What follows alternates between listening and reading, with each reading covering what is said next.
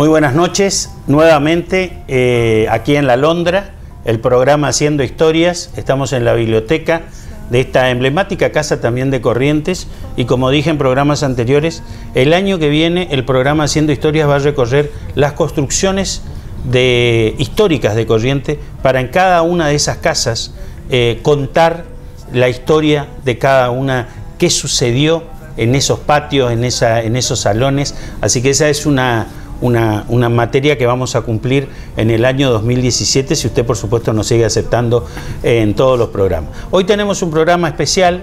Estoy por supuesto acompañado por mis dos amigos y compañeros que armamos esta idea.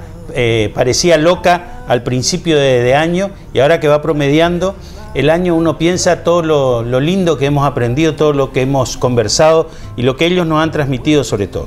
Está conmigo el doctor Dardo Ramírez Bracci, aquí junto a mí. Dardo, hola Rafael, ¿cómo estamos? ¿Todo bien? Todo bien. Bueno, el doctor Enrique Eduardo Galeana, Quito. Quito, ¿cómo estás? ¿Cómo te va, Rafael? Muy bien, muy buenas noches. Y hoy con un invitado especial, es un amigo, es un lujo tenerlo.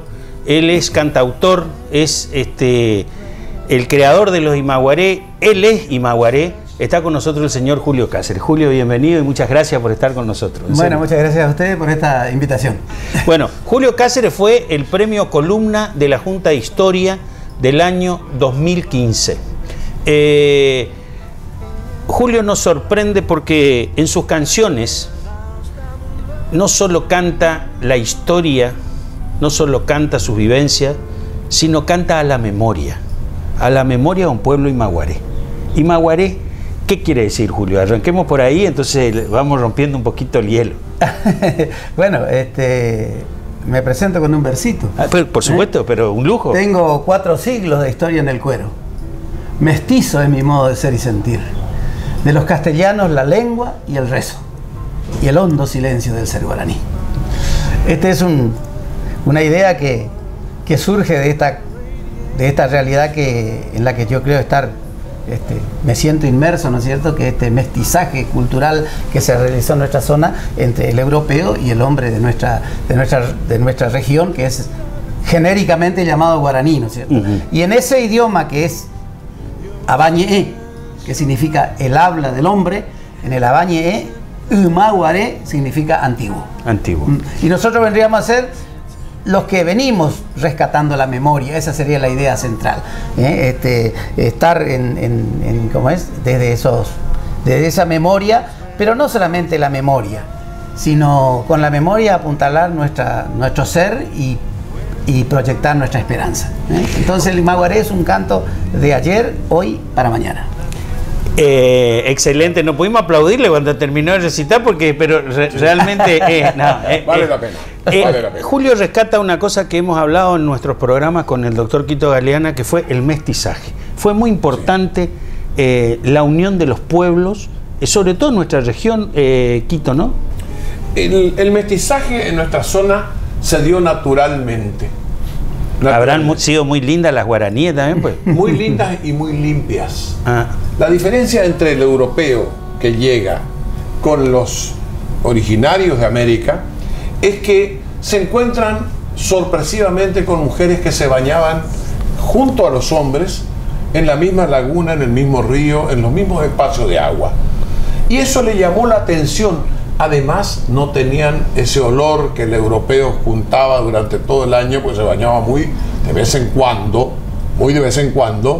Y ese principio de aseo, relatan los historiadores que recogen las costumbres de los pueblos originarios, y eso hizo que se fueran acercando, más con la costumbre de los caciques de entregar sus hijas al cherubichá, al jefe, porque si el jefe le rechazaba a la hija a un cacique era una ofensa, había guerra. Entonces Irala, que es para mí el ejemplo de los jefes, digamos, Irala se hace cargo de la gobernación del Paraguay y está como comandante general, como visorrey, como adelantado, como justicia mayor, alejado de todo, alejado a distancias siderales de todo. Y tiene la reacción de los oficiales paraguayos originarios europeos que se levantan contra Irala por decir esto es el paraíso de Mahoma. Porque acá... Sí, sobre todo lo que es frita. Claro, las relaciones sexuales se daban entre españoles y las originarias, que eran preciosas, y eso le llamaba la atención a esto y se rebelan contra él por razones económicas más que por sociales y religiosas.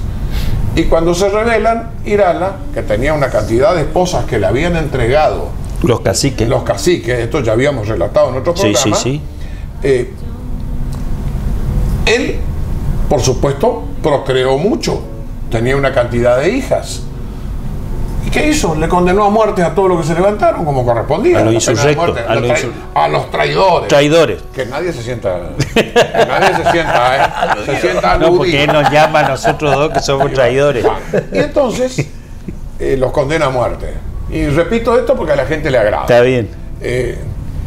Viene el obispo, que también era traidor, y le pide piedad, que le perdone hasta que el rey decida definitivamente. Le dice no, porque de acá que el rey conteste, sí, pues, yo no le puedo tener a esto en la cárcel, o los mato y se termina la cosa. Y no, que acá hay negocio acá, y no, que perdóneme, no le perdono, hasta que llega a las 5 de la mañana.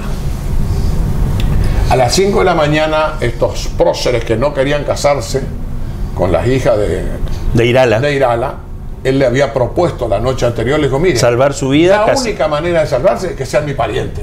Claro. Y si son mi pariente, son mis yernos, si se casan con mis hijas. No, de ninguna manera no van a aceptar, son caballeros españoles y el linaje, y etcétera, y etcétera. Muy bien. Muerte. Amanece, se ve el patio, la horca. Sí, pues. La horca no era el garrote vil, porque eran nobles. El garrote vil era un cuero, un suncho, un alambre con un torniquete atrás y te mataban así. Era vil, una muerte vil, baja. En cambio la horca ya era una muerte un poquito más linda. Era para personajes de alcurnia. Exacto. Bueno, ¿qué ocurre? Cuando empiezan a ver la horca muy cerca y su destino muy cerca, deciden casarse. Claro. Entonces viene el obispo y dice, mire, su excelencia, han decidido casarse. Boda. Para eso he decidido al padre X. Ah, no, le dice. ¿Cómo la hija Claro. del Tiene jefe que casarle de el obispo? todo esto se va a casar con un cura de parroquia?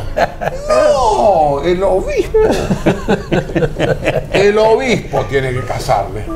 Lógicamente, se abrió la catedral de Asunción, en hilera todas las originarias de la tierra, hijas de Irala, casadas con los grandes oficiales españoles, y de esa manera comienza el largo peregrinar, diríamos así, de la especie humana micturizándose en lo que somos nosotros.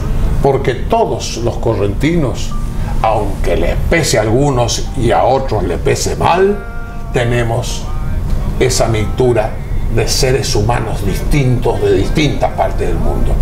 Somos un producto de un crisol de razas, como todos los europeos y como todos los hombres del mundo.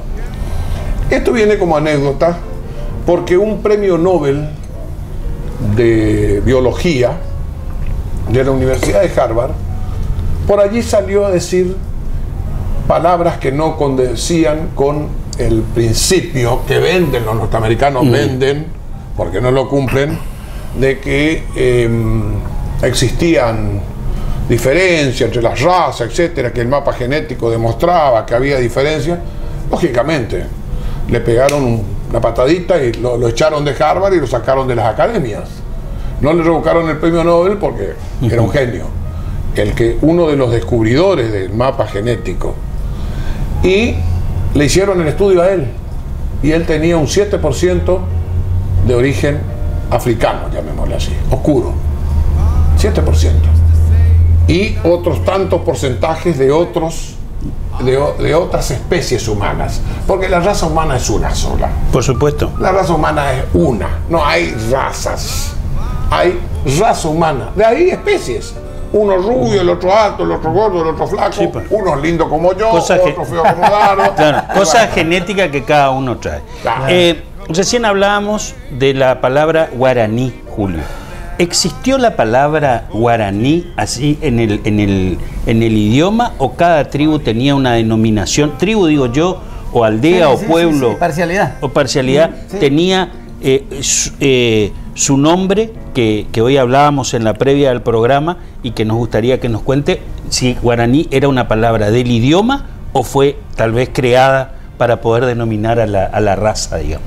Bueno, primero tenemos que decir que nunca los que se llaman guaraní, ¿no es cierto?, constituyeron una nación. Es decir, Eso no, decimos nosotros ahora, claro, que era una a través- nación guaraní. Claro, no constituyeron nunca un estado así como sí, una nación en cuanto a que sí tenían una costumbre parecida, tenían una religión, tenían una lengua, Sí. pero no... La lengua era la misma. La lengua era bastante parecida. Bastante parecida. Era lengua general en toda América, pero tenía sus... como igual que tenemos nosotros ahora. Escuchamos hablar un bra, por ejemplo, y habla de una manera. Escuchamos hablar un paraguayo, habla de una manera. Escuchamos hablar un correntino, la misma lengua aparentemente, hablamos distinto. Bueno, parcialidades que hablan de distintas formas. Y así también las parcialidades tenían sus denominaciones. Yo descubrí una en el libro de Furlong, por ejemplo, de una parcialidad que se llama Omaguá, que yo no tengo duda de que eso es Umaguá, o sea, los originarios sería. Es decir, una tribu que Omaguá dice el libro. Entonces, pero yo no tengo duda de que eso es Umaguá. Entonces, esta denominación genérica de guaraní para todos esos pueblos me parece que fue para mí, y esto es solamente una apreciación mía, para mí es una creación del jesuita como para unificar todo esto, Claro. ¿no es cierto? Porque no olvidemos que nosotros la lengua también que se ha conservado en muchos casos, tanto en Paraguay y mucho más en nuestra zona, es la lengua que hicieron los Montoya, ¿no es cierto? Y que fueron acomodando al latín, ¿no es cierto?, las expresiones Y claro, porque que hablaba esa porque gente. se hablaba, no se escribía. Claro. Los guaraníes... Hablaban simplemente, era una es decir, tradición la nación- oral. Claro, era oral. Oral. Entonces, no había escritura. no no había había escritura. No había escritura. La gramática guaraní Sí, doctor. surge con Festivo. los talleres y los tipos que los jesuitas, a través de Montoya y otra serie de Bolaños también. Bolaños también, Claro. que hicieron un proceso en el cual se encontraba con un gran problema. La lengua guaranítica era una lengua que solamente reproducía, y esto se manifiesta claramente, ellos mismos lo manifiestan, es una reproducción de los sonidos de la naturaleza que, al escuchar el hombre, el guaraní, los sonidos de la naturaleza, fue transformando y asociándola a los términos que lo reproducían.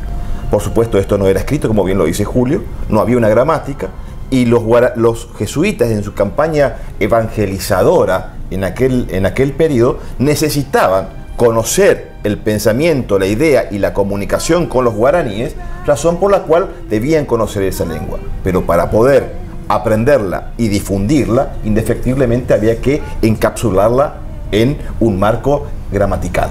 Y ahí surge la gramática guaraní Montoya, Ruiz de Montoya, y también surge el léxico guaraní español, que, como era necesario no solamente la manifestación en el papel, sino también la reproducción, van a ser las imprentas jesuíticas las que van a reproducir esas mismas gramáticas y esos mismos léxicos, en donde van a poder aprender a su vez los españoles guaraní y los guaraníes español.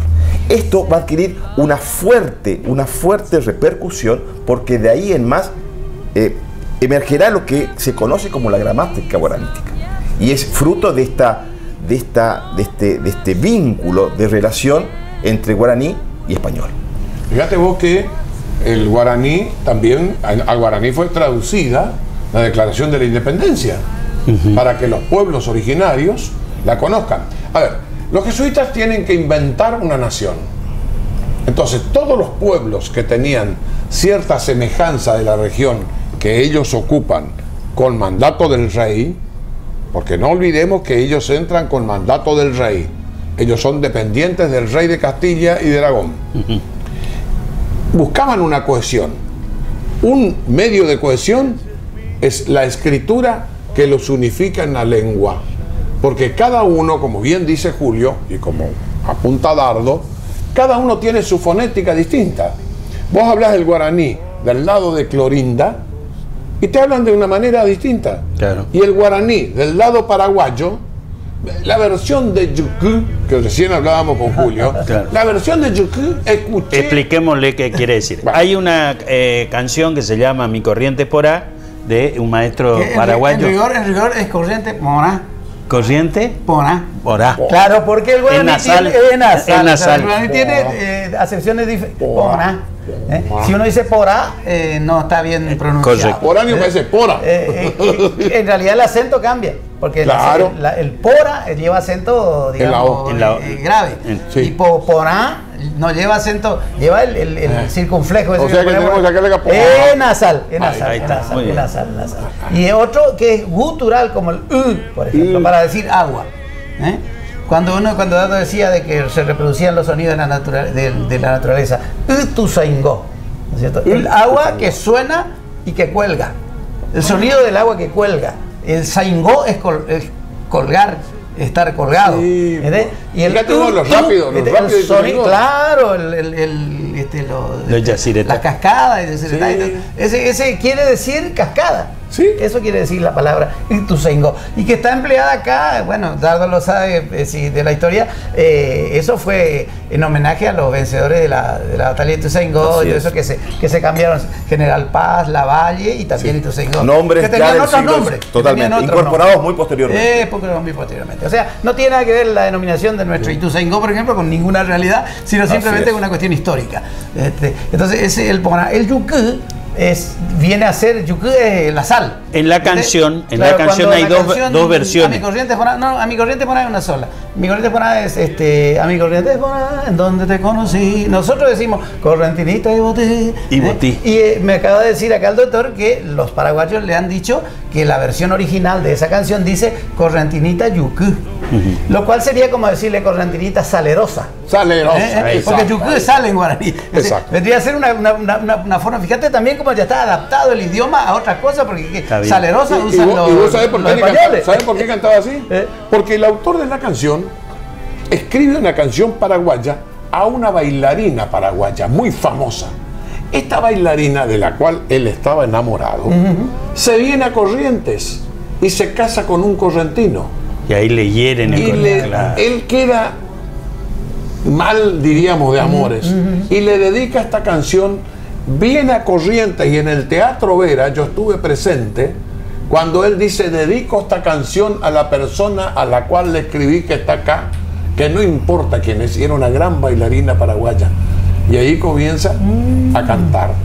Y comienza Correntinita. Bueno, ese ejemplo de correntinita y botí o yecú nos da la posibilidad de entender de que el guaraní se hablaba más o menos igual, pero tenía sus acepciones propias. Nosotros, por ejemplo, acá en Corrientes acostumbramos a decir anique peixa bota, por decir que no sea, que eso no se suceda, que no sea así. Sí. Anique peixa bota, que no sea así. Y el paraguayo te dice tau peixa uke. ¿Y eso? El término es negación. Sí. Por eso en el kilómetro 11 mucha gente canta mal, Sí. porque el kilómetro 11 dice ndereje ahí. O sea, sin ti no me hallo. El es negación. Sí, pues. Ndereje por vos, o ndereje sin vos. Sí. Entonces dice, ¿cómo es? Bueno, no me acuerdo bien dónde está la frase esa, No, no pero importa. es ndereje, ¿viste? Y los cantantes por allí dicen ndereje chendagay, con lo cual no quieren decir nada. Ndereje Fíjate vos. chendagay no es otra cosa. En cambio el guaraní, el paraguayo escribió, porque don Constante Aguer, autor de la letra del kilómetro 11, Sí. es un bonaerense que aprendió guaraní transmitido por gente que trabajaba en su casa, Claro. una señora que lo cuidó incluso desde la primera infancia y le transmitió y le hizo escuchar muchísimo de las canciones paraguayas. Y allí él se enamoró del Paraguay y después fue buscando los diccionarios y fue componiendo las canciones. Entonces Kilómetro 11 tiene su versión castellana y su versión en guaraní. Que los cantantes generalmente cantamos mal. Yo tuve que recorrer muchos años hasta que un día me encontré con don Constante Decía, anin de vos sigan haciendo y ese año te manteareco, se acata anga hoy cuajá. Si vos escuchás qué dicen los muchachos en esa parte, dicen cada uno una cosa, incluso Ramón Galarza dice otra cosa. Sí, y le digo, yo, esta le decía le digo, a Constante Aguer que estaba conmigo ahí. Digo, ¿qué es lo que querés decir en este lugar? Y me dice, anga, me dice. Y claro, anga es ahora. Anga. Fíjate que es una forma de pronunciar bastante. Es la G con el sombrerito que tiene que ser cultural. No es la G de gato, sino nga, anga. Claro. Anga. Ese anga es ahora. Entonces él escribió, anga hoy cuajá. Mi cabeza loca ahora sabe que es por ti, mujer, que yo ando así.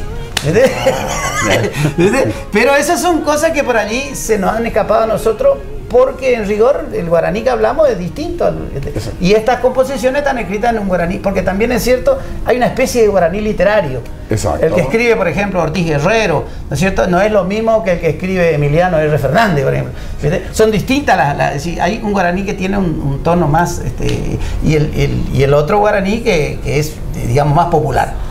Fíjate vos, al Paraguay yo cruzo a Nanagua, Puerto El Zacue.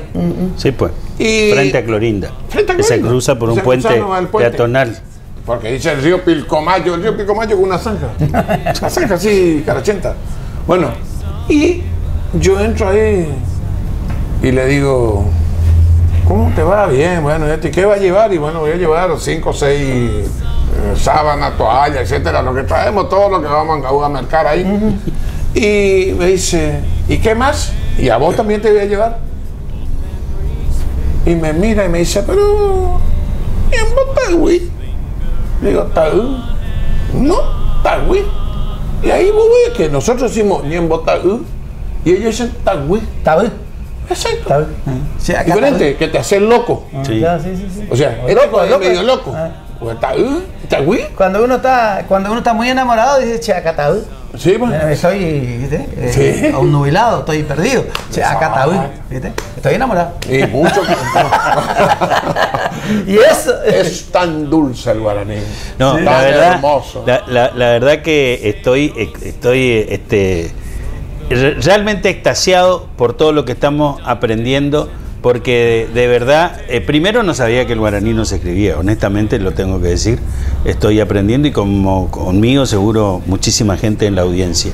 En el próximo bloque vamos a seguir hablando de los guaraníes, de las costumbres, del trabajo que también hicieron los jesuitas, porque yo rescato un poco lo que decía recién el amigo Julio Cáceres, y decía Dardo, decía Quito, del trabajo que hacen los jesuitas con el fin de evangelizar, para que pudieran entender la mentalidad del pueblo al que iban a... Para no olvidarnos, los que siguen el trabajo de los jesuitas son los maestros normales nacionales.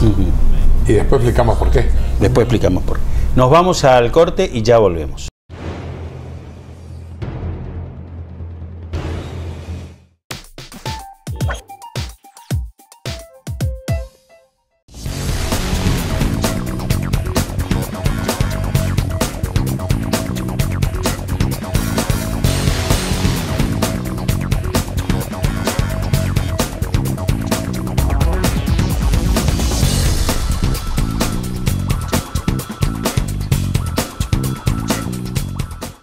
El Litoral, la información más calificada, sorteos, promociones y muchos más beneficios. Deportes, sociales, policiales, política, con más suplementos. Ellitoral.com.ar, la mejor cobertura online.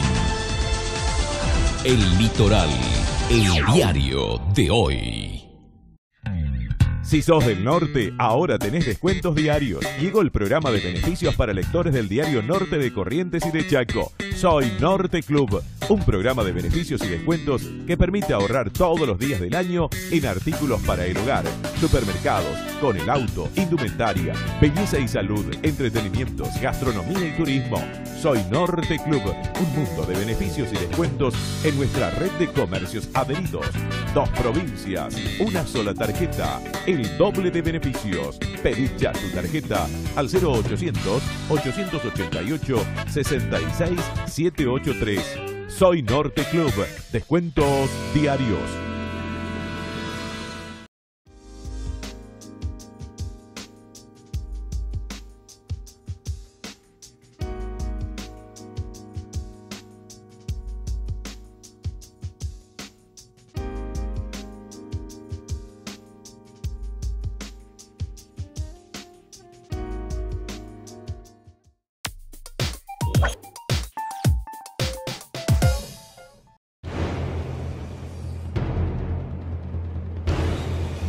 Continuamos en este programa con nuestro invitado, el amigo Julio Cáceres, que nos cuenta un poco de esta memoria de dónde venimos, de tiempo y Maguaré, así como... Así es. De ayer, hoy y presente. Por Ayer, supuesto. hoy y presente. Pero bueno, hablábamos de esta no nación guaraní, pero sí un gran pueblo que tenía en principio el idioma como el idioma, la religión. La religión. Sí, bueno, eran los factores más importantes de unidad, digamos. El jesuita respetó todas las condiciones de cada pueblo guaraní. Claro, una de las condiciones para ser jesuita era precisamente la capacidad de aprender distintas lenguas. Porque como ellos tenían la misión de salir al mundo, entonces ellos entendieron que era muy difícil catequizar a un pueblo si no se hablaba su idioma. Es decir, no se le podía obligar a que entendieran las cosas de Dios en el latín, como se usaba en aquel tiempo, o en otro idioma, y sí era mucho más probable que el catequizando, ¿no es cierto?, el que va a ser catequizado, recibiera esa verdad, ¿no es cierto?, en su propia lengua. Entonces el jesuita se toma esa prevención, aprender el idioma de lo natural. Y así es que vienen acá y aprenden las distintas acepciones del guaraní. ¿Y con quién aprenden? Y bueno, los mismos. El caso de Ruiz de Montoya, Montoya tuvo un acercamiento con uno de los grandes, digamos, payés de aquella época, los hechiceros, los arandú, que fue Ñezú, un hombre con el que Montoya compartió un montón de cosas, ¿cierto? Y que, bueno, seguramente él le ilustró. Y esta gente, que eran los jefes de las parcialidades, generalmente eran los jefes religiosos, porque los guaraníes no aceptaron nunca un jefe militar, digamos. El jefe militar se elegía en una asamblea, y esto también es importante, una asamblea que se llama Amandayé, la asamblea. En guaraní, Amandayé es asamblea. En esas asambleas se elegían los jefes y participaban las mujeres. Porque las mujeres, y eso me gustaría que hablemos, doctor, con mucho gusto. Las mujeres también participaban en la guerra. Porque los guaraníes también participaban, eran guerreras, las mujeres. Y entonces el guaraní en esas asambleas decidía quién iba a ser el jefe militar, digamos. Pero ese jefe militar no tenía ninguna autoridad sobre los otros. Entonces una vez le preguntaron a un jefe por qué sentía él de ser jefe si no tenía, y le dice que nadie me puede quitar el primer lugar en el puesto de batalla. Ese era su prerrogativa. Al revés de lo actual, digamos. Decía, bueno, entonces esa cuestión así de liderazgo, ¿no es cierto?, la ejercían mucho más los jefes religiosos, que sí tenían cierta supremacía sobre el común por la cuestión, digamos, del espíritu y todas estas cosas. Y ahí el éxito que posteriormente van a tener las misiones jesuíticas y el nexo que perfectamente aquellos hombres formados en la orden jesuítica van a ensamblar con esa idea guaranítica. Veamos que en las misiones jesuíticas había un autogobierno en las cuestiones comunes, cotidianas, políticas, con el cabildo indígena. El cabildo de las misiones, que estaba dado no solamente en las misiones, sino también en las reducciones comunitativas o en todas las otras misiones, desde La Cruz, Loreto, San Miguel, San Ignacio Miní, todos. 30 pueblos. Exacto. Era una asamblea de caciques que reunía y resolvía las cosas del común. Entonces, en las temporalidades que se dividían, los indios tenían el uso del gobierno de las cosas de la tierra del común de su próximo. pero en las cosas espirituales estaba la autoridad del jesuita. Pero eso se logra con una comprensión de la cultura local y la aceptación que tenían en esta mente amplísima la orden jesuítica. Pero, y la visión de una palabra que es fantástica y no solamente tiene una connotación gramatical, que es el mestizaje. Porque a mí me gustaría, para poder comprender y reflexionar sobre esta cuestión del mestizaje del idioma, que la cuestión del mestizaje, la mezcla, la incorporación de múltiples cosas, no solamente se da en esta zona y es como si se da esporádicamente, no, se da por factores históricos, porque España era un pueblo mestizo. Los que han venido, entonces hay que explicar esto para poder comprender que este mestizaje del paraíso de Mahoma no se da casualmente acá, no se da casualmente acá, sino se da porque hay una explicación histórica fuertemente descripta en la península ibérica desde hace 800, 900 años atrás. ¿Por qué? Porque España ha sido un pueblo forjado y formado por pueblos que ha dado después como síntesis una cultura en donde va a aceptar ideas tanto religiosas como culturales de otros pueblos, que la va a hacer única y la va a hacer casi irrepetible. Y esa, podemos decir, entre comillas, raza española irrepetible va a ser la que se va a volcar a América y van a ser la descendiente de los conquistadores, de los jesuitas, de los franciscanos, que van a venir con esa idea de que si yo soy parte de un mestizaje, desde luego en el nuevo mundo que construyo, voy a ser un mundo mestizo. Y mestizo no solamente desde lo cultural, sobre todo desde lo biológico, en donde no se podía desprestigiar, distanciar al otro, al contrario, formaba parte de lo que yo soy.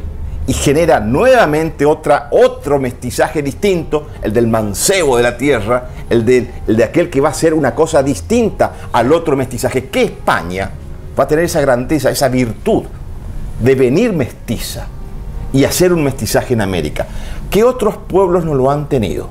Por eso la colonización en España ha sido totalmente distinta a la de América del Norte, en donde la colonización inglesa era de desprecio hacia el indio, de destrucción, de esclavización y de destrucción. Totalmente distinto, que esto puede dar para otra discusión, que no quiero salir del vínculo guaranítico, pero hay que diferenciar, eso me parece fundamental, que la colonización española viene del mestizaje y vuelca en su espíritu esta nueva creación del mestizo. Como España, para pintar un panorama, y si seguís vos, Julio, España viene de los celtas, íberos, fenicios, griegos, romanos, musulmanes, godos, visigodos. O sea, hoy España, vos te vas a Sevilla y no le vayas a decir a un sevillano que sos catalán. No, te cortan la cabeza directamente. O sea, van a decir, España es un damero de ajedrez de diversas piezas. Sí. De los catalanes, por ejemplo, nadie sabe de dónde provienen. Es el único pueblo del mundo que tiene el 90% CRH negativo en la sangre. CRH negativo, que es la sangre más difícil de conseguir. Bueno, CRH negativo en Cataluña es la sangre común, es el cero universal. Bueno, ese mestizaje que se da en España se traslada acá a América, y acá se da la fusión natural, la distancia, por supuesto, el sol, el agua, el aire, el compartir la soledad, y nace el amor por naturaleza. Esa melodía que sale de los pajonales, de las lagunas, del río. Todo eso hace al idioma, hace a la esencia de lo que nosotros denominamos guaraní, cuando es una cantidad enorme de naciones que se asemejan y que conviven en espacios comunes circundantes. Tal vez venga, Julio, ¿el guarán existía? ¿Qué era? Es un territorio. ¿El guarán? Un territorio, sí. Tal vez provenga de ahí. puede provenir de ahí. Sí. Puede provenir de ahí. Antes de seguir, con respecto a esa asamblea de elección, ¿el guaraní tenía ya, previo a los jesuitas, una devoción religiosa a un solo dios o tenía varios dioses? Bueno, algunos como Moisés Bertoni, que estudiaron la religión guaraní, él asegura que el guaraní tenía conciencia de un dios supremo, al que no había necesidad de rezarle, porque él conocía todas tus necesidades. Entonces lo que sí tenía el guaraní es un amplio panteón, digamos así, como tenían los griegos, de divinidades, un Olimpo, ¿no es cierto? Donde estaban, por ejemplo, los Yara. ¿Qué es el Yara? Ahora que se usa mucho el Yerokú Yara. El Yara es el duende protector de la especie. Cada especie tiene su Yara. Y si vos vas a depredar esa especie, el Yara hace que te pase algo malo. ¿Viste? Yo me acuerdo de un cuento de Becker que leíamos en la escuela, donde había ¿cómo es? La corza blanca. Sí. Había un cazador que perseguía a la corza blanca y mataba a las corzas y la corza blanca lo fue llevando hasta que finalmente terminó matando una cosa muy querida para él. Pero porque el hombre estaba como empecinado en conseguir ese trofeo, digamos. Y la corza blanca era la tutelar de la especie. Acá en nuestra zona se daba eso, el tutelar, por eso tenemos el Yara, que por ahí el Yara se confunde con el Pora. Aunque el Pora es otra cosa, el Pora es el duende que habita al hombre y que sale cuando la muerte, ¿cierto? Y si el hombre no descansa, parece que el Pora queda un tiempo dando vueltas por allí, haciendo travesura. O algunas cosas. El fantasma, diríamos, sí, más o menos, el espíritu que queda rondando, eso también se da en el... Por eso que nosotros hacemos la novena, porque para que todos los espíritus descansen, ¿no es cierto? Bueno... Voy a entrar en un terreno medio difícil, pero vamos a circunscribirnos a lo guaranítico. Entonces, el guaraní no tenía un dios supremo.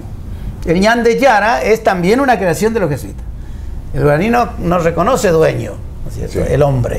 Las especies tienen su duende protector. Cuando vos decías no depredar, en este momento que tanto se cuestiona por ahí la cacería solamente por el afán de matar. Exacto. El guaraní mataba para comer. Para comer, totalmente. Si vos matabas de más, ¿viste? Poner que te agarrara la locura de matar carpincho. Bueno, de repente te parecía un carpincho blanco que te iba llevando hasta que por ahí te caía en una caja y moriste. O te enloquecía. Te enloquecía. Porque es el Yara, es el duende tutelar de la especie. Sí. Entonces, si vos atentás contra la especie sin necesidad, entonces el duende te castiga. Pero ese no es un dios supremo. Tampoco era Tupá, que era una característica del tiempo, del trueno. No era el dios. Los jesuitas adaptaron esos entes, digamos así, a la religión católica y la hicieron aparecer como que fuera. Por eso, digamos que el pueblo guaraní también aceptó rápidamente el concepto de la evangelización. Claro, hacen un sincretismo. Claro, se produce un sincretismo. Lo mismo que con los esclavos que vienen de África. Hacen un sincretismo. A los nombres de los Yara, como dice Julio. Claro, ellos tenían su propio Yara. Claro, ellos tenían su propio Yara, entonces le ponen los nombres de los santos. Sí. En los lugares sagrados, los católicos construyen los templos. O sea, hacen una mixtura, una fusión de creencias, no sustitutivas, sino convivientes. Esa convivencia pacífica de los dioses de los pueblos originarios con los dioses traídos, con el Dios y los santos traídos por los católicos, hace que convivan. Vos tenés la Virgen Morena de Itatí. Por eso, imagínate una morena libre en esa época en que la Virgen era entronizada, imposible, porque la morena era esclava, mestiza, fuera de la sociedad. Está bien. En cambio, para la tribu que habitaba Itatí, que era diferente la reducción a la misión. En la reducción, como en la misión habían cabildos, pero en la reducción podían entrar los españoles. ¿En la misión? En la misión no podían entrar los españoles, solamente los jesuitas. Los jesuitas, sí, claro. Sí, los jesuitas, sí. solamente los jesuitas. La revolución de Itatí, por ejemplo. La revolución de Itatí podían entrar correcto, claro. algunos Sí, comerciantes, podían entrar otros. Bueno, los jesuitas decían que era para preservar que los Exacto, la no contaminación. Eso lo decía la recopilación de leyes de Indias de 1680, Sí, en donde se creaban, se reglamentaban las misiones, Sí, señor. las reducciones y los pueblos de indios, en donde para preservar esa cultura, esa identidad y que el indio no sea explotado, la separación en la cual solamente podía entrar en algunos casos cuando el pueblo tenía un regidor español. Pero eran los jesuitas, en el caso de las reducciones, o los franciscanos, de las misiones, perdón, y los franciscanos, en el caso de las reducciones, eran quienes comandaban o guiaban ese autogobierno de los indios. Y yo utilizo la palabra indios porque es la palabra normativa, legislativa y la correcta para los años que estamos hablando, porque hoy por hoy existe toda una corriente ideologizada en donde acusan a aquellos que utilizamos la palabra indios como discriminatoria. La palabra indios, termino la idea por favor, la palabra indio tiene una connotación estrictamente histórica, jurídica y verdadera. Entonces, creo que esta cuestión del uso por el tema de las Indias. Claro, por supuesto, el archivo de India, por supuesto. ellos creían que estaban en Por India, supuesto. no en A mí me dieron palo y palos y palos en un sitio de la red por utilizar la palabra indios. Entonces le digo, lean la recopilación de 1680. Recopilación de Indias. Las Indias. ¿Por qué? Porque viene de la confusión que creyó que Colón llegó a las Indias. Bueno, la ignorancia mata muchas veces. la ignorancia mata, pero la Constitución, en el artículo 75, inciso 17, la nacional, para todos, las provinciales antes, porque algunos creen que ahí llegamos a la Constitución nacional. Mentira. Las constituciones de las nuevas provincias incorporaron la protección a los indios, y esa es la palabra que utiliza. Formosa, Misiones, Chaco, Chubut, Neuquén, Santa Cruz, todos protegían los indios, debían proteger, porque no lo protegieron Formalmente. formalmente, o sea, en la letra, En la letra. pero en la batalla no. Entonces, ahora cambiaron eso porque se formó un gran debate en la Convención Constituyente, no, porque es discriminatorio, y pusieron pueblos originarios. Que tampoco son originarios. Tampoco son No originarios. son originarios porque son transhumantes, se trasladan de un lado a otro, etcétera, etcétera. Vale decir, Nativo podría ser. nativos, pero no, ¿por qué no la palabra indios? Indistintamente puede ser utilizado. El problema es cuando un término se lo embandera dentro de la cuestión ideológica y se desestima lo otro que también es verdadero. Exacto. Tenemos que estar más allá de eso. Por eso digo, la Constitución habla de pueblos originarios, pero adapta y adopta todas las instituciones de la recopilación de 1680. Que nunca fueron derogadas, La tribu, salvo la contraria. el ayú, el cacicazgo, la tierra común, que es el ayú. Vale decir, todas las instituciones están protegidas en el 75, inciso 17. Hay que leer la Constitución Nacional para saber, y la cultura y el idioma. Cuando le preguntan a alguno, dígame, ¿cuál es el idioma oficial de la República Argentina? El castellano, dice. No, señor. El castellano y todos los idiomas originarios. El guaraní es un idioma aceptado por la Constitución Nacional, no la ley de corrientes ni la opción de corrientes. Que quede claro. Entonces, eso hace al reconocimiento de nuestros ancestros. Por supuesto. De nuestros ancestros, de nuestra raza, diríamos, humana, proveniente de diversas especies y diversos orígenes.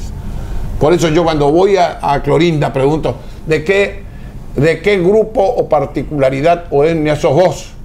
Claro. Y yo soy tal, me dice. Y diferente, el que está acá y este que está acá, que son alumnos nuestros, porque la UNE tiene el gran orgullo de tener la mayor cantidad, especialmente derecho, de alumnos de pueblos originarios o indios. Muy bien. De ahí la importancia, con esto termino, Rafael, para clarificar el concepto, la importancia que la cuestión cultural no puede ideologizarse. Y llevar adelante la cuestión cultural está más allá de todo lo que somos, de los protagonistas, está más allá, porque forma parte de la esencia de una cosmovisión nacional. Somos cultura con esta identidad y es que lo que nos identifica como tal. Julio, recién nos ocuparon palabras como, por ejemplo, cacicazgo. ¿Cómo era esa asamblea que vos dijiste era una elección pública, por ejemplo, del jefe militar. Ahora, ¿y si no se ponían de acuerdo que incluso participaba la mujer? Había un cacique jefe de todo, había jefe religioso, había jefe militar, y si en esa asamblea había una parcialidad que quería Dardo y otra parcialidad que quería Quito, ¿cómo se resolvía eso? ¿Se hacía público? ¿Todo era público? Todo era público. Y esto es lo interesante. La libertad está por encima de todo. Libertad. Para esto, la libertad. Fíjate vos, la libertad está por encima de todo. Si vos en una reunión se decide ir a la guerra y a vos no se te antoja ir a la guerra por la razón que sea, nadie te señala. Vos te quedas tranquilo en tu casa tomando mate, los otros van y combaten. Van a la guerra y combaten y mueren o matan. Otra cosa, feroces en la batalla. Termina la batalla, los vencidos no son torturados, los vencidos son traídos a la comunidad y aceptados en la comunidad como uno más, sin ningún tipo de presión. Esta es la grandeza guaranítica, no solamente se ha dado, esto es propio de los guaraníes. Por eso, en ese territorio es propio germina, para mí un poco atrevidamente, germina lo que nosotros llamamos el gaucho. ¿Cuál es ese territorio? Ese territorio que está entre Asunción, Montevideo, Corrientes de Santa Fe, ponele, y allá Brasil, San Pablo. El sur de Brasil. Ese territorio donde se hacían las vaquerías, donde está todo el concepto del ganado, y en aquella época que era muy importante, la gente que vivió ese territorio, que es donde después va a tomar Gervasio su mayor cantidad de seguidores, en ese territorio germina este concepto, y allí estaban los negros que venían esclavos del Brasil, los guaraníes que las dispersos de las reducciones, los bandidos que salían de Asunción o de Santa Fe o de Guardia. A nadie se le preguntaba nada, todos convivían. Lo que sí no te metas, la libertad era, y el nadie es más que nadie. Y esa es una visión, me parece muy interesante lo que resaltás, Julio, que no es una visión generalizada. Lo tenían por naturaleza los guaraníes, porque las distintas cosmovisiones de otros pueblos de indios era totalmente distinto, de sometimiento, de esclavitud, de penas hacia el enemigo irreconciliables. En cambio el guaraní no ha sido así, sino viene de otra percepción de la vida y de la libertad. Fíjate que tampoco entre ellos se usaba, por ejemplo, si había una disputa, se usaba arma para dirimir la disputa. La disputa se dirimían a trompada. Y lo único que había, dice, no sé si es D'Orbigny o Azara que relata estas costumbres, lo único que había después de la lucha era alguna nariz rota o alguna cosa, pero nunca usaban armas para dirimir cuestiones entre ellos, personales. A la tropa. Esto era entonces, esta era la realidad de la tierra sin mal, ¿cómo se llamaba? No, esta es la realidad del territorio donde nace el gaucho. El gaucho que después va a lo que comúnmente lo que después el que después va a acompañar a Artigas en su lucha, y por eso es que nosotros, al tener esta visión tan distinta de la cosa de los porteños, por ejemplo, no nos pudimos poner nunca de acuerdo. Nunca nos pusimos de acuerdo. Es decir, nosotros tenemos una forma de mirar la vida y el porteño traía otra. Entonces Artigas, cuando manda sus instrucciones, los porteños dicen, este está loco. No, pues. ¿Cómo le damos a tierra a los indios?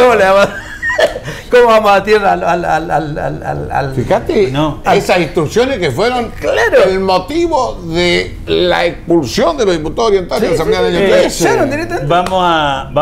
Le quiero hacer una pregunta a Julio. En el próximo programa que viene a continuación dentro de 7 días, vamos a hablar de Gervasio Artigas, vamos a hablar de esta concepción que también Julio conoce mucho, de Andresito Guayquirarí, ¿dije bien?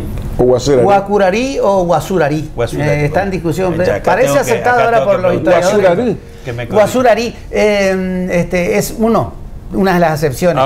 Y después Guacurarí es como escribe el mismo Andrés su nombre. Porque viste que el portugués, tiene y Andrés era casi portugués, tiene la cedilla para decir ese. Pero ese. Claro, pero no usa la cedilla Andresito en su firma. O sea que escribe Guacurarí. En el próximo programa vamos a hablar de Artigas, vamos a hablar de Andresito. Antes de irnos del programa dedicado a los guaraníes, me contó la rubia Meana que dice que cuando una pareja, por ejemplo, quería probar el noviazgo o el casamiento o la unión, por llamarlo de alguna manera, convivían la pareja guaraní. Convivía y probaban si funcionaban, digamos, un tiempo, se quedaban juntos. Y si no, se separaban. Y lo primero que le pregunté fue si nacía un hijo. Y entonces me dijo, no pasaba nada. Nacía un hijo y uno de los abuelos, materno o paterno, asumían ese hijo a la familia, digamos. Sí, señor. ¿Qué concepto? Pero eso es así todavía en nuestra campaña. Claro. Eso es así todavía en nuestra campaña. No. Yo me crié en una familia donde teníamos varios. Mi abuela, que era correntina de Ayalejo, Sí, siempre tuvo con ella mis guainitas, decía ella. Pero no eran sirvientas. Eran tratadas como igual en la familia. Sí, pues. Igual que uno de nosotros se quiera propasar o quiera. No, para nada. Eso es así. Por eso el concepto de libertad, si sirve para la pelea, si uno quiere, también sirve para las uniones que no se dan. Y bueno, listo, vos sos libre de irte y tu hijo tiene la protección de la familia y en última instancia de la comunidad. Eso también entre los jesuitas después también se hizo eso. El Cotú Iguazú, por ejemplo, era el lugar donde estaban las mujeres que no tenían marido. Y había una parte de la recaudación y del trabajo que iba destinado para ellas. Cotú Iguazú. Así es. El Cotú Iguazú. Cotú es habitación. Guazú es habitación grande. Tocaban la campana, ¿no? Después hablamos de la campana.